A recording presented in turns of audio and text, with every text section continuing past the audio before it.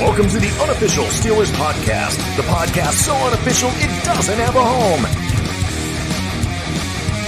Here's your host from In Heights Sites, Nathan Heights. And from State of the Steelers, Daniel J. Here we go. You know what that intro means. It's another episode of the Unofficial Steelers Podcast on State of the Steelers with Still Current Network. That's a lot of titles for one name. I'm with my buddy Nathan Heights. Nathan, how's it going, my man? Not too bad. It is Thursday, so we're one day away from Friday as we're recording this, so that feels great. Hope you're doing well, man. You're back home from the Steelers and Bengals game. I'd love to hear some of that from you.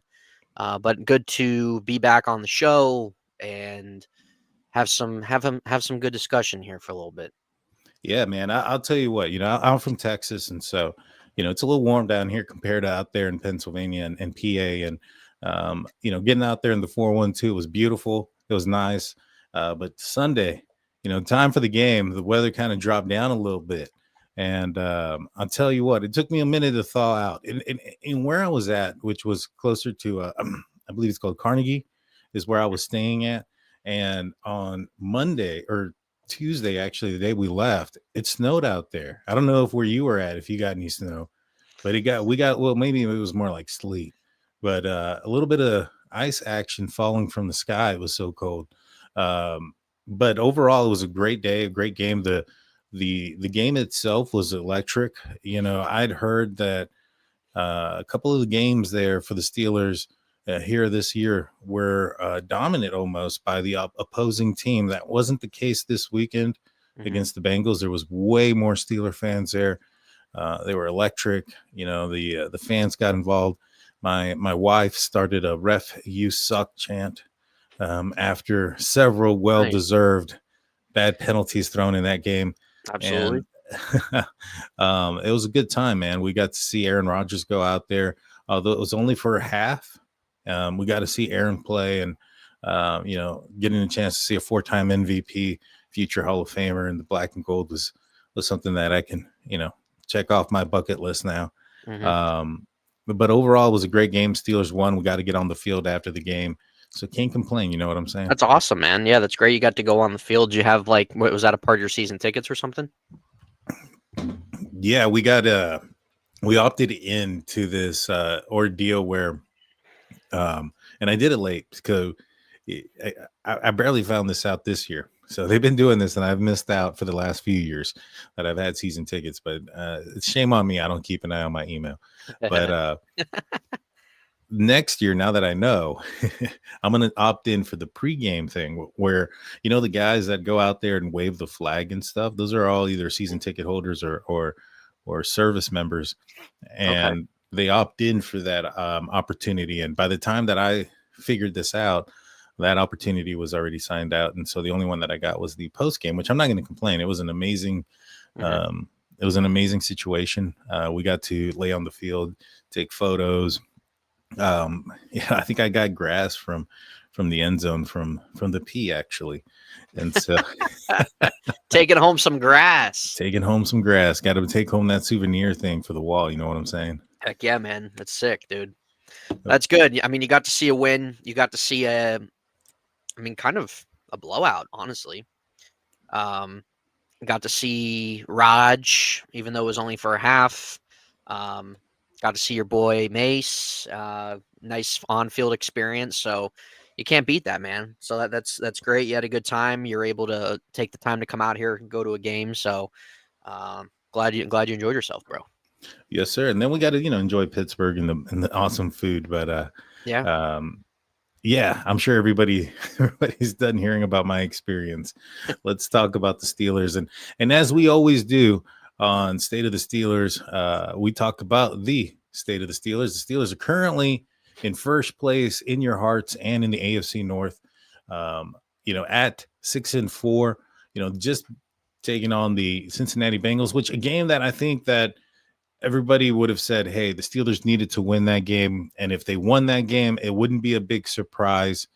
The Cincinnati Bengals aren't the toughest team, although with Joe Flacco, they were the number one offense in the NFL.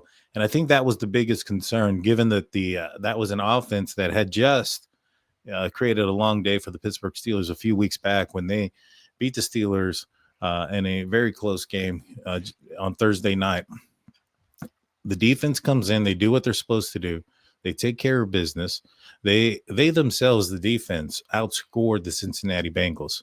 So if the offense didn't do anything in that game, period, the Steelers were going to win that game.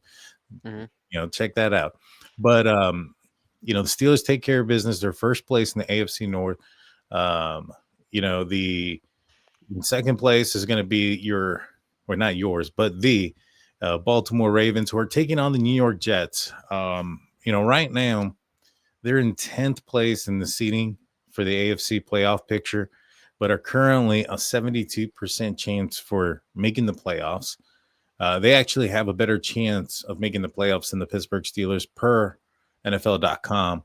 A little bit of disrespect in a way, or do you think that's just all based off a schedule and on-field performance from the offense and the defense of the Steelers' struggles earlier this year? I think it's a mix of both. It definitely has to do with the Ravens' schedule. Now, the Ravens have had they've had like this Mickey Mouse schedule the last 5 weeks. So, and they're doing what they need to do, win those games. And we all kind of knew they were probably going to win those games. They have some tougher matchups a little later in the season. They still haven't played the Steelers yet. They have to play the Packers. They got to play the Patriots. So they got some teams there too. But also, it's also a talent thing. The Ravens have a 2-time MVP. The Ravens have shown that they are a much more well-together offense than the Steelers are. The Steelers' offense the last 2-3 weeks has been dog water. The Ravens' defense has been playing better than what they were before or once Lamar came back. And the Steelers' defense has been better too. I think it's just more so like them giving the edge to the Ravens because just where really the team's been the last 4 or 5 years.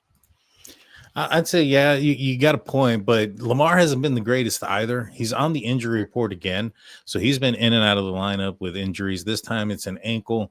Since the Cleveland Browns last week, I mean, if Dylan Gabriel doesn't get knocked out of that game, I think they have an opportunity to win that game.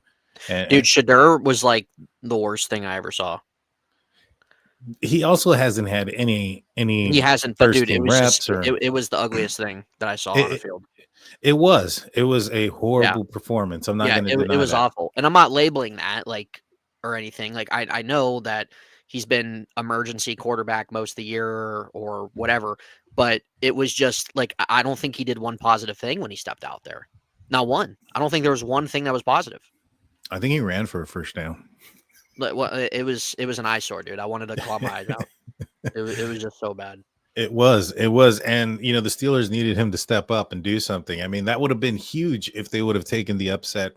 Yeah. And the Steelers obviously had been moving up forward in the division, and with another win. But I don't see the Ravens as being who a lot of people thought they were after Week 1 when they had that huge game against the Chiefs? Maybe it was it the Chiefs or the Buffalo? Yeah, it was Buffalo. Week 1, but they blew it. Yeah, there we go. That's right. They blew it. They put up a lot of points. They were running up and down the field. They could have easily won that game, and a lot of people saw them as, all right, even though they lost, they're going to be this amazing team this year, and they haven't lived up to that, in my opinion. No, and that's with Lamar on the field. He's been dealing with a bunch of injuries, like I mentioned.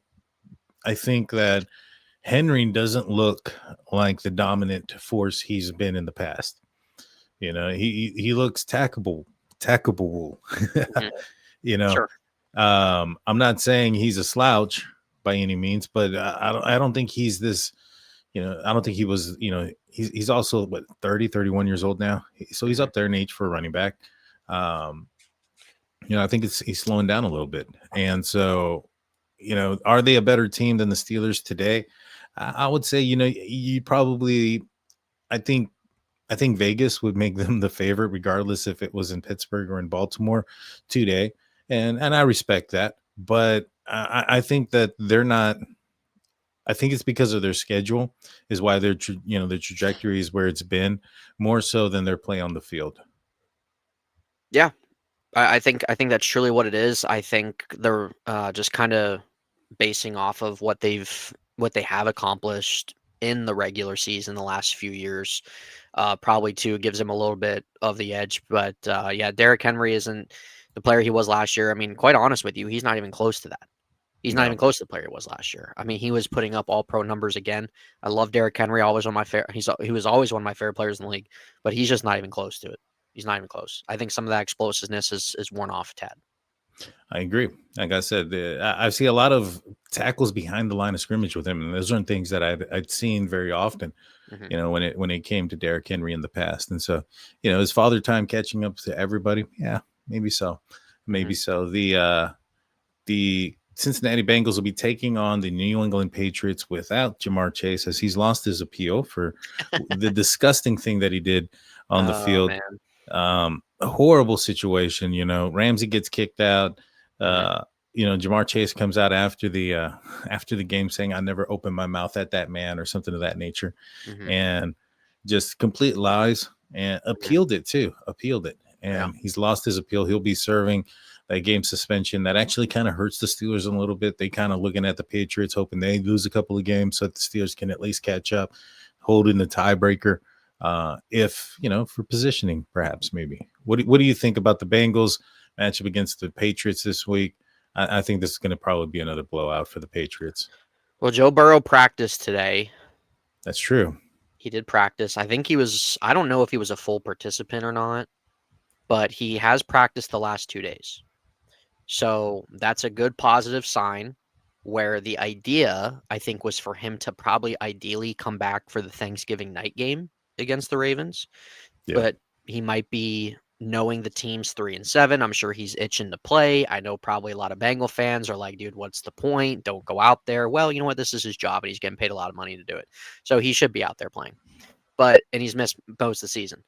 But matter of the fact is, if Joe Burrow does play, I mean, you never know. The Bengals defense is horrendous on all accounts. They've been awful all year. Under Joe Flacco, the defense. I mean, you look at the numbers that the Bengals have put up with Joe Flacco. Like they've been putting up over 30 points a game, Yeah. and they're losing most of those games. So the defense is an atrocity, which we knew that going into the year. They were an atrocity last year too. But you never know. Joe Burrow's back. He wants to be on the field. He wants to show, hey, like if he was playing, this team would be a little bit better.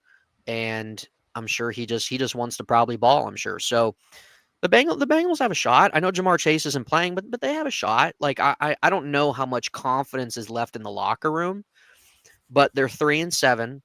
I think the only thing that they can have going for them in terms of trying to get each other locked in is like, hey, we're 3-7. Let's run the table. Something like that. Just try. I feel like that's the only thing that they really have left to hang on to try to win some of these next upcoming games on their schedule. Is try to hopefully maybe run the table and maybe get to 9 or 10 wins and see if some other teams can maybe fall. I think that's the only thing that they ultimately have that are kind of keeping them optimistic, if anything. Well, Which yeah. I it mean won't that. happen. It won't happen. But I'm just saying, like, if you're a player, like if you're trying to look at it like that, you're trying to be a leader of a team, and you're like, hey, Joe's back, Joe's playing, which really Flacco was playing fine football. I mean, if Yeah, the defense was doing their part, the Bengals could probably at least be 5-4. that's true. That is true. I mean, and this is the So same situation that the Bengals were having last year with Joe Burrow. They were mhm, putting up 30 plus points a game and still losing yeah, because of the that's the defense. So it's, problem. That's the unless problem. Burrow is going to come in there and play middle linebacker, I Yeah. don't think it's going to make a No, that's what difference. I mean. That's why it's not going to happen. I think they're done. I think they're done. They're chalked. Obviously, losing Burrow hurt, but the thing is, when you look at Flacco's production and what he did, it really isn't an excuse of like, oh, well, if the Bengals had Joe Burrow. No, honestly, Joe Flacco was playing just as good football as Joe Burrow was during for that 4 or 5 game stretch that he has started games for them. Yeah. Like if they started Jake Browning for 3 of those games and they went 0-3. So if Hmm. Joe Flacco starts one of those, maybe 2 of those, they trade from a little bit earlier. It could be a little bit of a different story, but besides the point, it's not going to happen. But I think that if there's anything the Bengals have any type of motivation for, it's that their captain and Burrow playing, and if they can try to maybe win a couple games and maybe some things fall in their favor. That's the only point I'm making. Yeah, but if you're the Bengals front office, are you wanting Burrow to go out there? Because I mean, realistically, what are you going to do? Play yourself outside of a top 10 pick? I mean, probably, but also if Joe Burrow is ready to play, he's probably going to want to play. So you got to play him. You can't just tell him, "Hey, sit, we're tanking." And honestly, he's getting paid millions of dollars. If he's ready to play, freaking play. Yeah, well, I hope he does. Especially against the likes of the Ravens and some of these other teams Yeah, that that's maybe what I mean. perhaps Like, that's what I mean. They got the Ravens Thanksgiving night. Burrow's going to probably at least want to try to win a couple games this season. play So spoiler. yeah, yeah. And So then yeah, good. and then you got the Browns. They'll be taking on the Las Vegas Raiders, who have That's the worst game Super of the Bowl week. winning backup quarterback Kenny Pickett waiting in the wings to come in and save the day. It's insane to me that Geno Smith has not been benched. I Well, mean, dude, it's unfathomable. They give this guy a big 2-year contract, and he's just a dumpster fire, dude. He's a walking INT. He makes horrible decisions. He's done nothing to elevate the team. Um, I'm actually genuinely surprised. Like even like in the middle of a game, like they haven't benched him. yeah. I'm not even saying benching where like Pickett starts. I'm just saying like even in the middle of a game, like in the fourth quarter, they still play him. Well, maybe that's because. Well, yeah, you're right. I mean, you would think at the once it's over with, especially Yeah, with that's some what of the I'm saying. injuries he was dealing with. Yeah, they still play him. So I'm just That's shocked insane. that they haven't done anything about that. It's crazy. But again, Well, they're a dumpster fire organization, and they have for a long time, and they might pull out a nice season here and there every once in a blue moon, but things don't change. So the yeah, Browns, Shadur Sanders is starting. I could see Cleveland winning that game, maybe. I expect a 5-3 game here. Bet the I under. would bet Bet the the under. under. Whatever Yeah, it is, bet the under bet on the that under. game. 100%. Cleveland's defense will probably take charge of this game. Shadur, we'll see what he does. And so for the AFC standings, for the AFC picture, the Broncos are in first place, followed by the Patriots, then the Colts, then the Steelers. Now, the Steelers, to maintain their fourth place and lead in the division, they're going to have to win because obviously, the Ravens, their schedule's light. They're only one game ahead of the Ravens. Ravens are playing the Jets, who I think they benched um, Justin Fields. So I believe they're going to be starting Tyrod Taylor. Yeah. That hopefully that's a boost for them and they can do the solid. I don't know who has the tiebreaker right now between the Steelers and the Ravens if they end up both, 6-5. Yeah. But that's where that's at. For the Broncos, they're on a bye week, so they're not gonna move anywhere. The Patriots are taking on the Bengals. Colts are taking on the Chiefs. Who do you want there? I mean, that one's an interesting one because the Chiefs are on the outside looking in right now. They're another team who, although on the outside looking in, the NFL.com has them as over a 50% possibility of getting into the playoffs. I think that they're probably going to be one of the teams that end up making it, even if it's at the very end. But the Colts win. That makes things a lot harder for the Chiefs to make it in. Mm-hmm. But if the Chiefs win, the Steelers holding the tiebreaker there. What do you feel about that game? Where are you at on it? Yeah, what time's that game? Oh man, what time is that game? I want to say it's in the afternoon. I'll look it up real quick. Yeah, take a look real quick. I'm interested to know what time that game's being played. It's actually at 1. Wow, it's a 1:00 game. It's a 1:00 game, so at the same time as Pittsburgh Steelers game. So yeah, okay. Well, Chiefs obviously. This is, if we want to say, probably their worst team they've had in the Mahomes era, just given really their situation. They've been running that division for a long time. We know all that they've done. Honestly, it's a breath of fresh air to see them have to claw their way up. It's a breath of fresh air to actually see it. And it's not a knock on them. You got to give them credit for player development. They've drafted good players, obviously good coaching, great quarterback. But it's nice to see a little bit of competitiveness in that division. Denver was dog water since 2015. Not the Colts, I'm sorry. The Raiders just can't figure it out. The Chargers are tending to be competitive as well. What are the Colts? They've lost, 2 games? 2 games. Okay, so if the Chiefs lose, it kind of kind of keeps open the wild card situation rather than keeping it tighter. If the Colts lose, then and if the Steelers can pick up a win, there's an opportunity as well for them maybe to jump a seat higher in the coming weeks. So that's a great question. I've liked and enjoyed the Colts story this year. Daniel Jones has been so written off, and just the fact of him having the season he's having and the Colts' new coaching staff going into year 2 or whatever it is, it's a fun story. Nobody expected the Colts to be this good and have the best offense in the league throughout 12 weeks.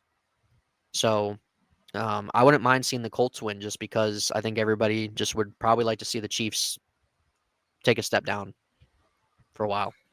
So I know, like, terms of seeding wise, that's kind of like how I'm looking at it. Like, the Chiefs lose, it kind of keeps that wild card a little bit open. If for some reason the Steelers would kind of maybe drop a little bit, the Colts lose, there's an opportunity there to go up a seed. So it really kind of depends what you prefer, I guess. Well, to me, I think if Houston wins tonight, that would be huge. Because right now they're the ones that are in 8th, and that'll knock the Bills down to 7-4, which I don't know what the score is right now. I don't even think it started yet. I thought it did, but you know what? You might be right. If the Bills end up losing, because to me, the seating right here at the top, is it really going to? I guess it could matter. If for that championship game, trying to get another home game, but unless you're fighting for first place, it's irrelevant. I'd rather play the Colts, even if I have to go to Indianapolis, than play the Kansas City Chiefs if they had to come to Acrisure. I mean, that's just kind of where I'm at. I hear you. Yeah, I definitely hear you on that for sure. I mean, that's where I'm at. So I think I'm going to be leaning on towards the Colts. I'd rather not have to see the Kansas City Chiefs in the playoffs, period, regardless of where it's at. I'm not saying that the Steelers would automatically lose that game. I think this would be the year. The Steelers have the defense. If the offense can continue to click, maybe perhaps this could be the year that they could take down a team like the Kansas City Chiefs, because they're not the juggernaut that they've been of recent years. And I think they're also not getting the calls like they've been getting in recent years. I think it's that pendulum is finally swinging back the other direction when it comes to things like that. They've been so lucky on a lot of things too throughout the years, and the ball's just not bouncing their way as much this year. So overall, I'm not sure if the Steelers are ever going to be, like I said, if they were going to be jockeying for positioning for that first round bye, I might be like, all right, yeah, let's go Chiefs. Let's knock the Colts down. If the Steelers had 3 losses right now, but they got 4, and there's too many teams there with only 2. Now there's a long season left to go. There's a lot of games to play. In the end, I guess, depending on how it runs out the rest of the year, it could be a win-win situation for the Steelers here. I would rather see the Colts in Indy than I hear you. I think that's a good way to look at it. Just kind of have the Chiefs. Let's just kind of get them out of the situation itself, because the Chiefs can end up going 9-8, sneaking in, and they'll end up making the freaking Super Bowl. Knowing them, so it's better to have them out of the way. Buffalo has not impressed me this season at all. No, they've lost to some. They've lost some games. Yeah, not impressed. Their defense isn't very good, which it wasn't really that great anyway last year. But Josh Allen just isn't really having that MVP-esque type year either. I think I really think the entire AFC is beatable. I really do think everybody can honestly play with everybody this season. It's one of those seasons. Yeah, it definitely is. Every weekend, it's been inconsistent.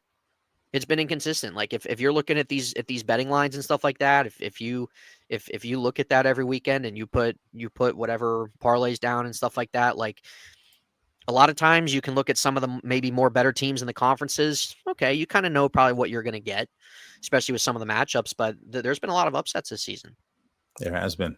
There definitely has, and the Bills have been on the other end of that. Yeah.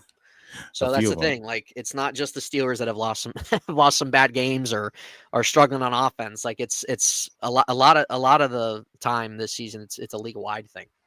Yeah. Yeah. And So then after the Bills is the Chargers. They're 7-4. And then rounding out the playoffs are the Jacksonville Jaguars, who are taking on the Arizona Cardinals. They're 6-4. It'll be interesting. It'll be interesting down yeah, the line. I'm sure it's going to set up for some drama. That's how the NFL plays these things out. That's why the schedules are the way they're set. yep. We'll see how things go down. But let's take a quick break. When we get back, we're going to start to preview this upcoming matchup between the Pittsburgh Steelers and the Chicago Bears. Don't go anywhere.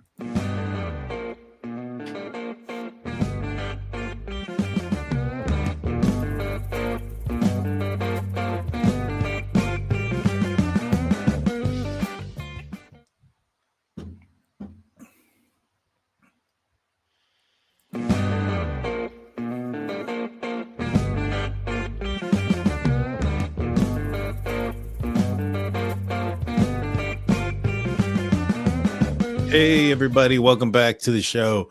Thank you for sticking with us. Before we get back into the content, I want to remind you guys of our website, stillcurrentnetwork.com, your one-stop shop for Pittsburgh Steelers news and coverage. Go check us out. After you're done listening to this podcast, create a profile, become part of the conversation. Once you create a profile, once you read the articles, you can get in the comment section, talk to the editor, talk to the author of the article, the whole 9 yards. So go check it out. Stillcurrentnetwork.com, your one-stop shop for Pittsburgh Steelers news and coverage. All righty. So the Pittsburgh Steelers are going to be taking on the Chicago Bears in Soldier Field in Chicago on Sunday at 1 o'clock Eastern, 12 o'clock Central local time to Chicago. A game and a location where the Steelers haven't had much success. I think the last time they won in Chicago was in 1995 or something like that. Now they've only played 2 games since then in Chicago, so it's not like they've played a lot there, but it has been some time.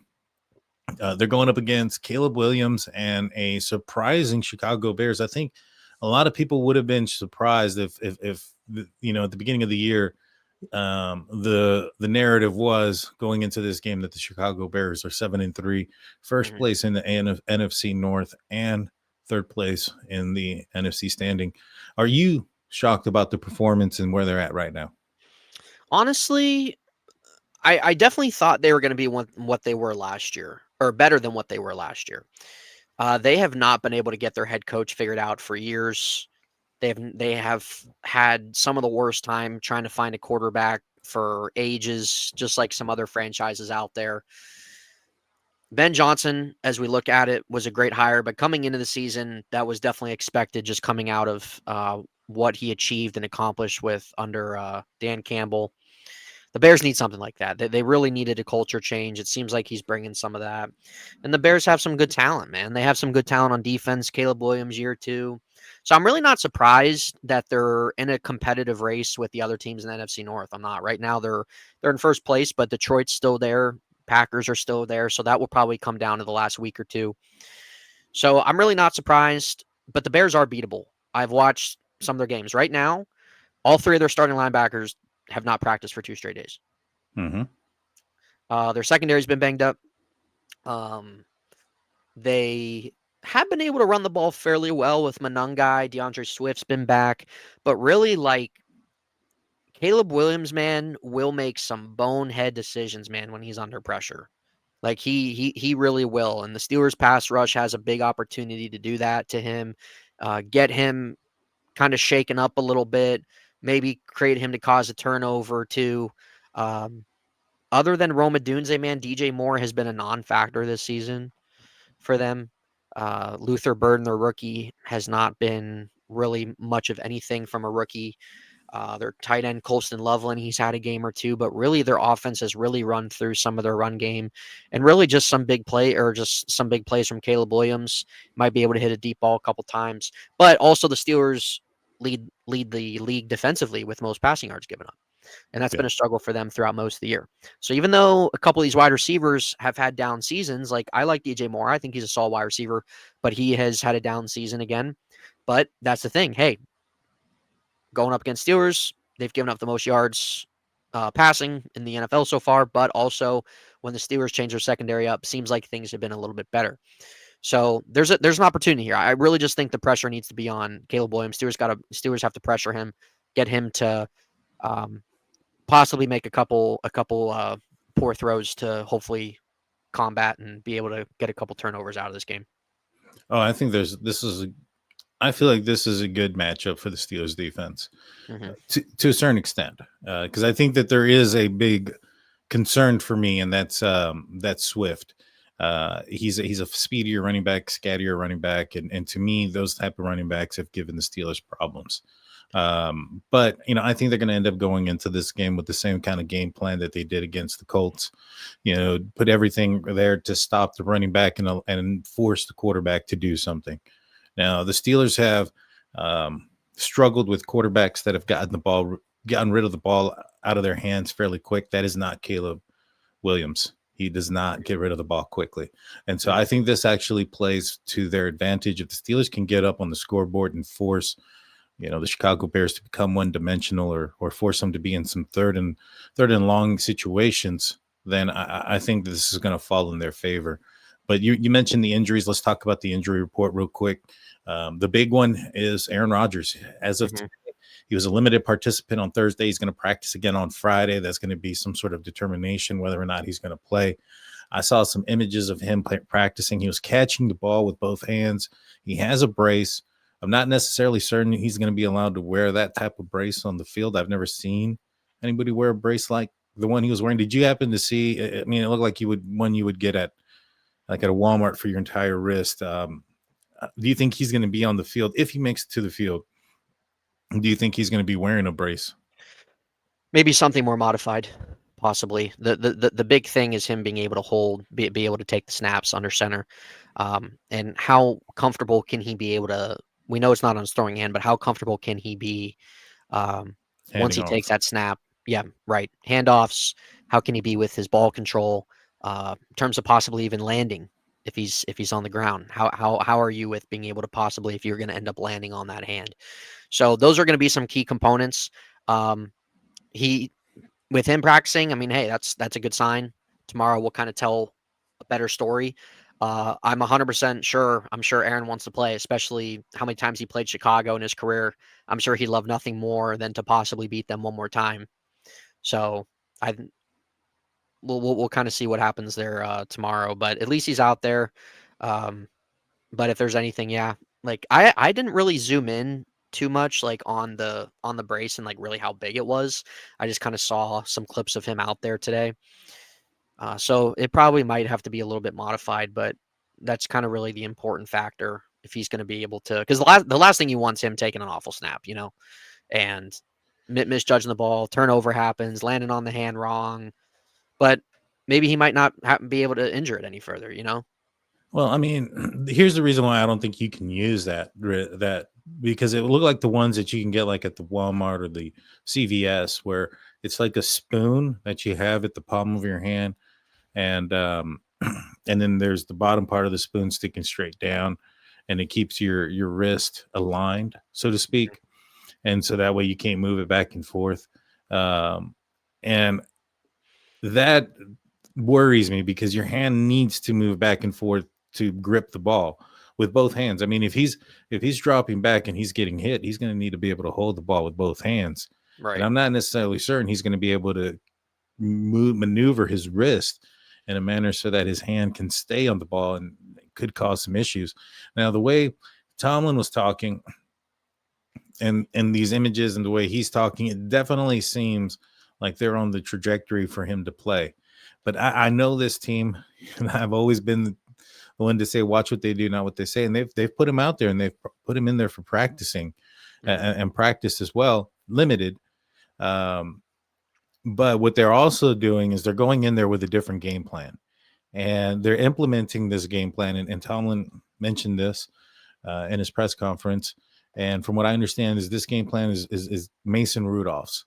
And so is that a disadvantage to go back to Rodgers? Because I know he all in well can pick up he doesn't have to practice all week, but does the team around him, are they able to switch the game plan from a Mason Rudolph game plan to a Rodgers game plan within a couple of days for a full, 60 minutes in at work? What are your thoughts there? Um, I don't really see, to be honest with you, why the game plan would really be too much different. Like, That's true. I don't really think Mason Rudolph is really a guy you have to like drastically change a game plan for. It's not like you have two different quarterbacks there. Like if it's Rodgers and Justin Fields as your backup, like that's completely different. With Mason Rudolph, he's a guy that's going to stay in the pocket. He's going to try to make plays down the field. Um, really, when I know when Mason came in, they were probably doing things. I like it. They really didn't really look that different, to be honest with you, in terms of who they had out there and what they were running. I really don't think it's really that much of a drastic difference. I don't know if there would maybe have to be just some different concepts with Mason compared to Aaron, like whatever type of personnel you have on the field there. But I really don't think. I think I mean both guys are really gonna stay in the pocket and just try and move the ball. If you're gonna hit Warren on a screen, if you're gonna hit, which we saw that Kenny G and what was going on there, I really don't think that they would really move too different in a different direction. Even if Yeah. Mason was starting, I really think we would kind of see the same of what we saw for him in the second half. Honestly, Now, I know this is the debate, and this has been the debate all week. Who would you prefer to see in this game? A injured Aaron Rodgers or a healthy Mason Rudolph? it's a good question. Um, if Mason played, I think against a Bears team, like I think Mason's a fine backup quarterback. I do. I think he's a smart guy. He has a strong arm. We know what he's been able to accomplish. For the sake of playing the Bears, I would love to see Aaron Rodgers beat the Bears again. I think Rodgers' mind is a game changer as well. I know Aaron has not been very good these last two games. Mhm. It was promising the first opening drive of the first half, and then the offense really staled out again. So the last two games, the Steelers' offense has been awful. We know Aaron played the worst game of the season, maybe the worst game of his career against the Chargers. I mean, that was awful. We know that.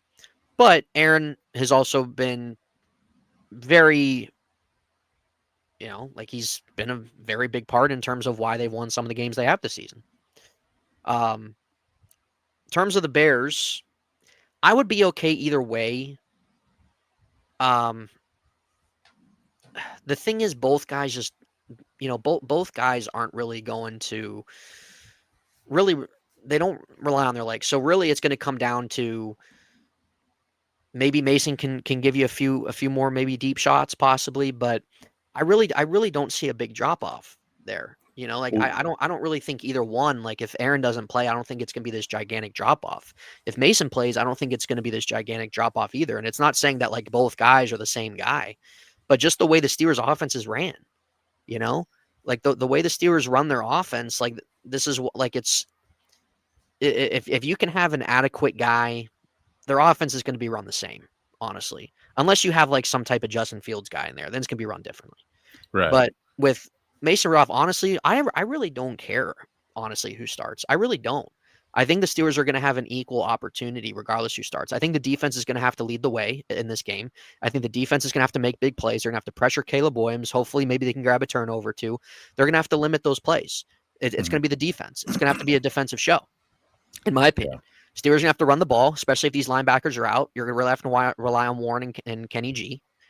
And that's probably the game plan. Really heavily run focus. But I really don't care who starts this game. I think it's a winnable game regardless who starts, to be honest. What Personally, about I what like to about see for the Aaron big start picture? just because of beating the Bears, huh? What about the big picture? Like some people are arguing, well, this is an NFC opponent. This is a team that Mason can go in there and win a game. You're hurt, Aaron. We're going to need you for the playoffs. We're going to need you for a stretch. The Buffalo Bills are coming up on the schedule. Mm-hmm. Let's wait for a game that's a little bit more important. Yeah, like that's totally fair too. That and that kind of is another reason too, diving into that why I'm okay if Mason would play. I believe that Mason can come in and win a game. I mean, he helped the Steelers get to the playoffs, what, 2 years ago? Yeah, in 23. Yeah. So he can come in and win you a couple ball games for sure. The Bears are not as I don't want to say important. This game's important for them to win, especially since the Ravens are still right there. But they're not an AFC opponent. You're not playing the Bills, you're not playing the Ravens.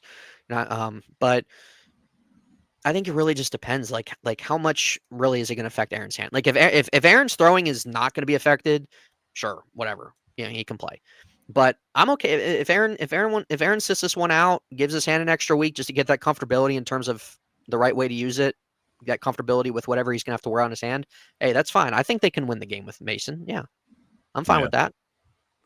True story. We'll see. It'll be a big. Everybody's eyes will be on the injury report Friday and the game status. For the next couple of players, Jalen Warren ankle injury, did not participate Wednesday. Was a limited participation on Thursday. Did try to go back in the game. Said he was good to go back in the game. I think he's gonna be a go for the game. I don't know if he's gonna get the amount of carries, even though it's. He's already not seeing like a full onslaught of snaps. He's kind of Bro, you splitting gotta that love with Arthur Gainwell. Smith, man. Listen, shout out Kenneth Gainwell, bro, and what he did. He's had 2 big games like that this season. Um, Yeah, I but just it picked him is up in fantasy too. I noticed, yeah, I noticed. He I still don't understand the situations with Jalen Warren coming out on third downs. I don't understand why Kenneth Gainwell, even going into the Bengals game, like why there's times that he's getting more snaps. Like I just don't understand it. I think Jalen Warren is such an underrated running back, man. I think that there were a lot of people. I mean, we can even go back to last 2 seasons. A lot of people wanted Jalen Warren to take over the running back spot as a starter. Yeah, And I think what Jalen Warren's done as a starter shows he's a capable starting running back in this league. He is. He can yeah. block. He can catch out of the backfield. He's fast. He doesn't really get injured that much. You know, I call him turbo. Once he hits that turbo, bro, I mean, he goes. He goes. Yeah. I love the guy. I love his intensity, man. Like and he really fits in today's league. I don't but Arthur Smith did the same thing, bro. He did the same thing with I mean, he had Derrick Henry there with the Titans, but when he took over and was running the show in Atlanta, you were seeing a lot of Tyler Algier. You're seeing a lot of Cordarrelle Patterson. You're seeing whomever instead of Bijan or whoever else the starter was in his few years with Atlanta before Bijan Robinson. So he likes to move things around. Listen, I can respect that if you want to kind of move some things around, but Jalen Warren's too valuable to not have him on the field. I'm sorry. I don't disagree with you. But I just don't I get it. saw the ways. and I picked up Gainwell, and he got me almost 30 points on fantasy this past week. So Yeah, he did. kudos to him. Yeah. And it's because and this week I'm probably going to play him again just solely because Jalen is limited participant right now, and he's probably not going to get that much of the workload. And I can anticipate Kenny's going to probably get a couple of passes swung out his way. Yeah. Absolutely is. Guard Isaac Seumalo was limited both days with pectoral. He's been dealing with that for a couple of weeks now. Still been able to go in there and played the full game last week. Tomlin said in his press conference that his participation in the game didn't hinder his progression of healing that injury, and so I strongly suspect he's going to be a full go. On the defensive side, Darius Slay, full participant for both days in concussion. Tomlin said that he's going to play. I don't necessarily think he said he's going to get. He may even start. Darius Slay may start, but I wouldn't be surprised if he gets like the Pat Fryermuth treatment, where he's the first cornerback on the field, but he's only getting 14 snaps or something like that. Yeah. You can't take James Pierre out right now, man. I don't think so. You got to give a shout out to him. It's so funny. It feels like this guy's been on the team and he's been on the team for a long time. 6 years. Yeah, he's been on the team for 6 years. He's mainly been a special teams guy, cornerback number 5 or 6. He's gotten a lot of heat over the years too, whenever times where he's come in there. But you got to give him credit, man, for stepping up, balling out these 3 games, what he did against Jamar Chase. If you look at his stats, I think he is 6th in the NFL now in pass breakups. Yeah. And he has only started only a few amount of games. You can't take out the hot hand, man. He's playing hard. He's working hard, practicing hard. He's making a difference at that corner spot opposite Joey Porter. Shout out Joey Porter in the season he's having. I know that fans get on him because his flags and crap, but you know what? The guy's been a lockdown guy more times than not this season, man. He's making plays. He's there.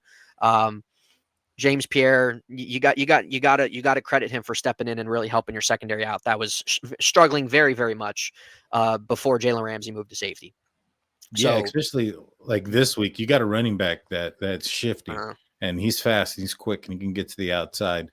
You need to put some extra guys in the box. You got to be able to count on your defensive backs, and this year with Slay, it's a situation. Slay had a great career, man. He had a great career. I didn't like the signing because he wasn't the guy he used to be. They could have went a different direction in terms of trying to get better at corner, and we're seeing that.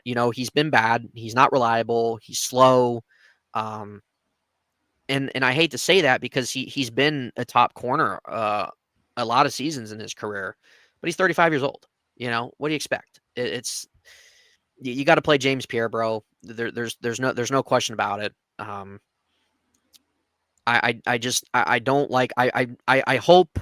I don't mean to stutter my words there, but I hope that if Slay does start, I hope it's the way that you said it. You're going to give him the nod, just kind of like the Pat treatment, but he's going to be outsnapped though. I hope so. I think the leash is going to be short either way. Yeah. I mean, if Slay stays out there majority of the game, it's because he's having a phenomenal game. But it's like, bro, it's been 11 weeks now in the season. We've seen Darius Slay 11 weeks. It's not like this is the first quarter of the season that's going on. This is the whole season. Yeah. No, you're right. I don't know how much more Michael has to see here to see on tape that Darius Slay should not be getting snaps. I'm sorry. Yeah. Brandon Echols has been better. Joey Porter's been great. James Pierre's been better in 3 games than what Slay's done all year. I don't know what else you need to see. I'm sorry, I don't.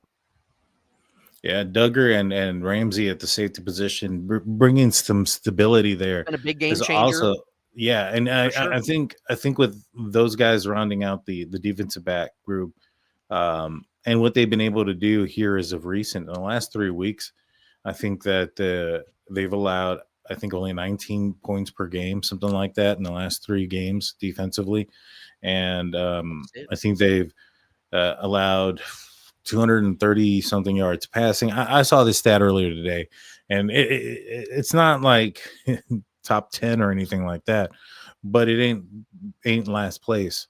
They've actually moved up in the last couple of weeks and starting, with Ramsey going to the safety position and things like that. It's been a game changer nonetheless, man. Honestly, do you think Jalen moves there full time going forward? I'd keep him there. I don't think Sean Elliott's coming back this year. I mean, past the season though. Yeah, I would. I don't think him on the outside, and he had his struggles. I mean, that game against Cincinnati, Jamar Chase was he got cooked, putting a number on him. Yeah, and he's also on the wrong side of 30, and he at some point, and he's acknowledged this as well, that if he wanted a long career in the NFL, that he's going to transition to the safety position. He's not afraid to hit people, so he's built to do it. He's still got speed. I agree. He's got physicality. He's got strength. He's got the height for it as well. And he's got the game knowledge, and he's been all over the field. So I think he understands different positions. So he makes you, he becomes a weapon in the defensive backfield where you can now show him as a safety, drop him into coverage, or show him as a corner, drop him in as a safety, and have him covering a slot, showing a safety look. I mean, there's so many things that you can do with him now, and the Steelers have been able to do that. And I think that's one of the reasons why here as of recently, some of these quarterbacks have had to hold on to the ball a tad bit longer, and the pressure's starting to get to them. Herbig is doing great things this year. I think he's leading the club in sacks right now. And so good stuff going in. And I think it has a lot to do with that. I mean, I think that if it was Deshaun Elliott and Ramsey all year long, I think this defense probably would have definitely looked a lot better. I think, Thornhill, there's a reason why he was Chuck Clark, see ya. Worthless. Absolutely worthless. Yeah. I mean, it I is what it is. genuinely, dude, I think Chuck Clark is honestly one of my least favorite players to wear the jersey. Yeah. I think he's up there for me, man. He could be. Another player that's on the injury report quite a bit, Alex Highsmith. He was a limited participant with a pectoral, didn't play last week. Nick Herbig filled in fairly well. A game here right now where, the Bears might want to run the ball a little bit, especially try to, get Swift going and things like that. Sawyer's going to have a big game. Nick Herbig's going to have to be bigger than he is. But if the Steelers can get them in obvious third down passing situations and or take over the game early, which I think Aaron Rodgers is going to want to try to do. I think he's going to, the way he talks, he's like, oh, I've had so many great days. It's been always lovely in the city of Chicago, blah, blah, blah, blah. Really sticking it to him. I think that they're really going to, I think he's going to want to almost embarrass them. So, if they can get them in a situation where they have to throw the ball, Herbig's going to be great out there. But Alex Highsmith down again. And then Keyshawn Williams, he was a full participant coming back from a concussion.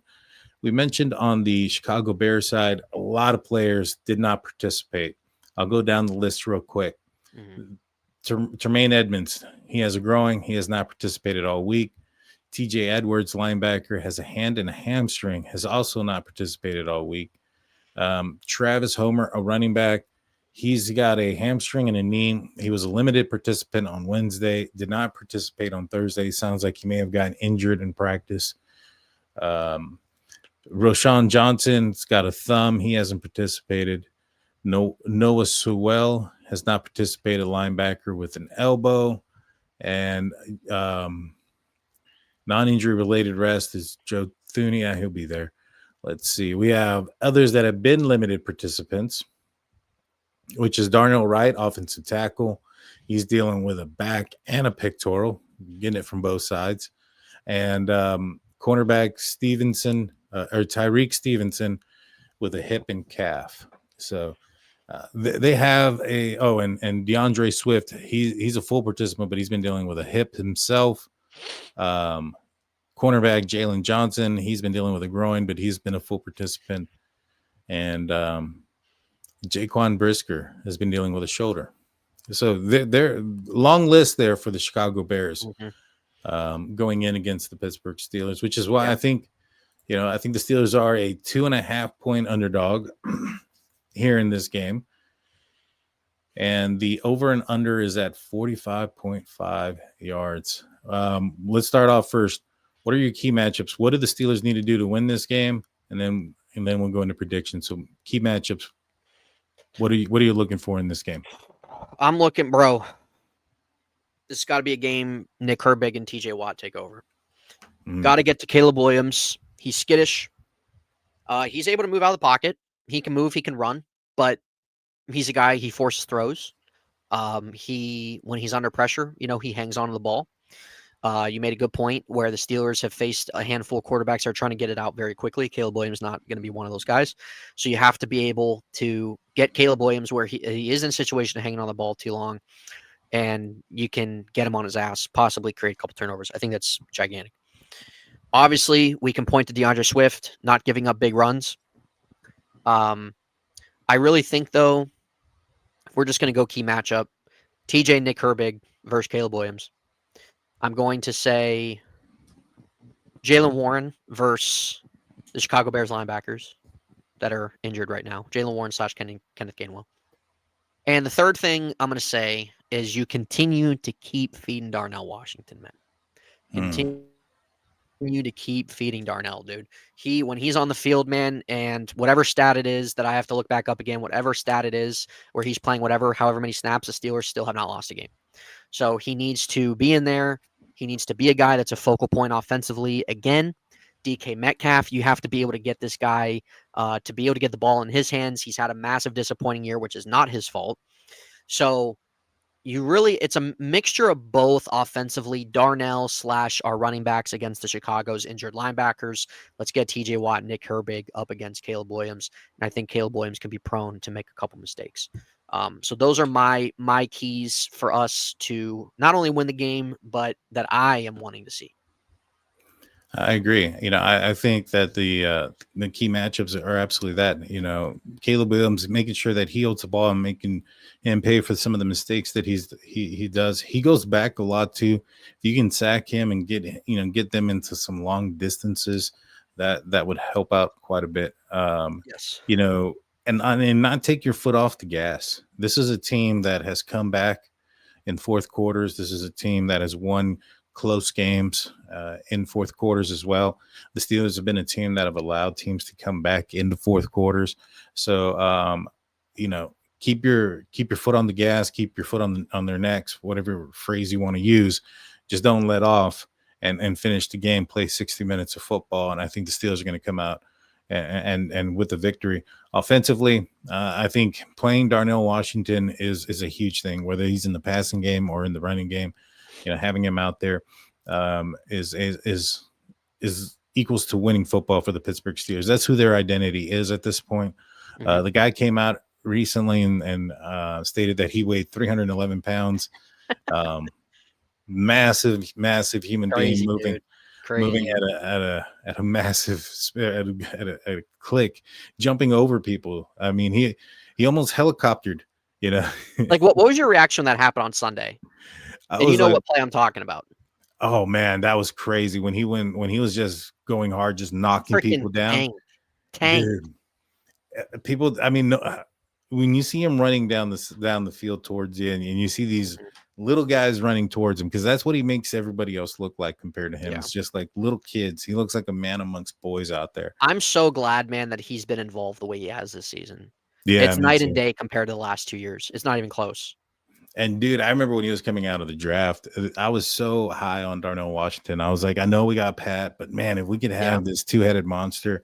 Yeah. And then he started falling, I think like in the second round. I was like, he's still there, get him. Yeah. And then he fell again. I was like, come on, guys. And they finally end up getting him, I think in the fourth. And huge. Is it safe to say he's tight end 1 now?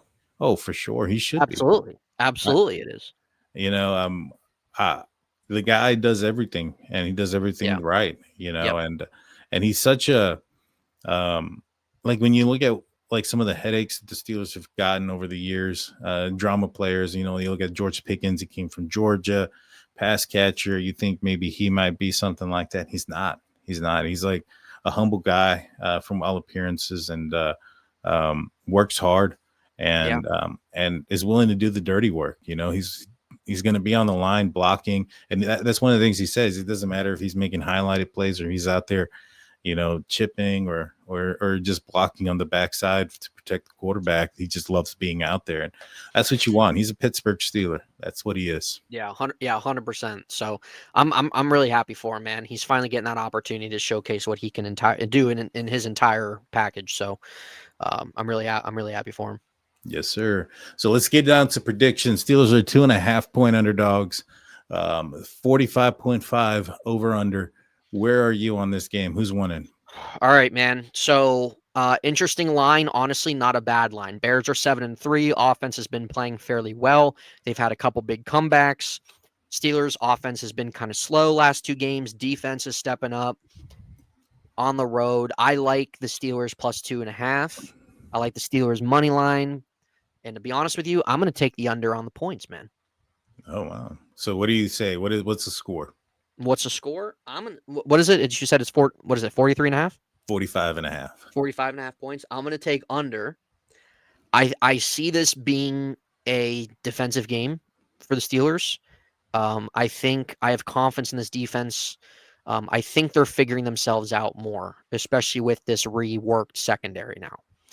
This has definitely been a big change for them, for the better. I'm going to say, in terms of a score, I'm going to say the Steelers win 19-17. So you're saying that the Steelers win and they Steelers take 19-17, so Plus 2.5 plus 2.5 points. There you go. Yeah. Yep. Close game. Good defense. Offense. we the last couple weeks we've seen it's been slow. It hasn't been very good. I think offensively, I wouldn't be surprised if we see another slow game from them, especially given the situation with Aaron. If he plays Mason, you might want to. I wouldn't be surprised if they just try to go conservative.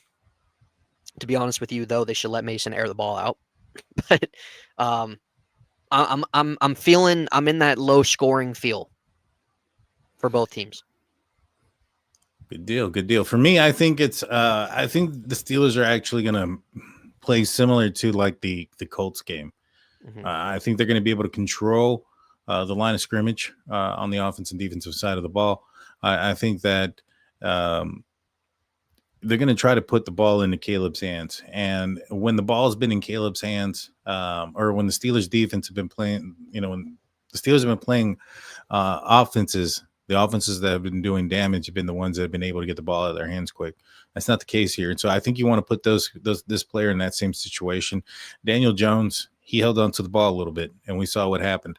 And, I think that Daniel Jones is probably a step further as far as the mental process goes, because he's just been in the league a lot longer than Caleb Williams at this point of his career. And so I think that he can, as you mentioned, he makes a lot of mistakes. I think he can make some mistakes, and I think he can hold on to the ball long. And I think that's going to give the Steelers an opportunity to have some short fields. Mm-hmm. And if that ends up being the case, I see this team winning 24-13. Okay. I still think that's still the under. Yeah, it's still the under. But I think the Steelers are actually going to do fairly well in this game. Now, if it's Mason Rudolph playing quarterback, I think it's going to be 27. I think he ends up putting more points on the board. Not necessarily saying that would be every week, just this week. And with a healthier, 100% healthy Aaron Rodgers, and maybe perhaps Aaron not trying to put everything on his back, I think that's where he gets himself in trouble. Is he's trying to put everything on his back. And it started off with the Packers game, in my opinion. And I think he was trying to just do a little too much, and it just kind of bit him in the rear.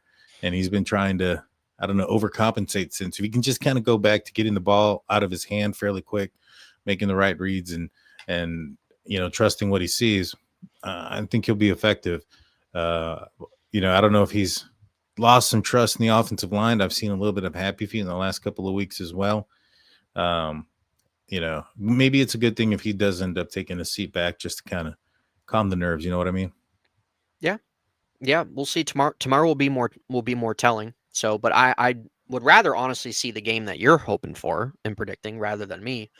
So we'll see what happens. I really just want to see DK Metcalf start actually being a factor, and it's not his fault. No, not yet, not at all. It's not his fault. It's not his fault. So it just pisses me off. Yeah, I hear you, man. It does. It really does. It really does. So, but yeah, this should be an interesting game. It's obviously a big game for the Steelers, trying to keep that lead in the AFC North. Honestly, it's on them. The fact that they weren't able to take advantage of the 4-1 start, so that's their fault.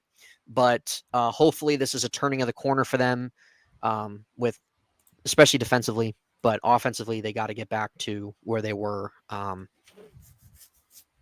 prior and previously. So, we'll see what happens. I'm excited about the game though. So.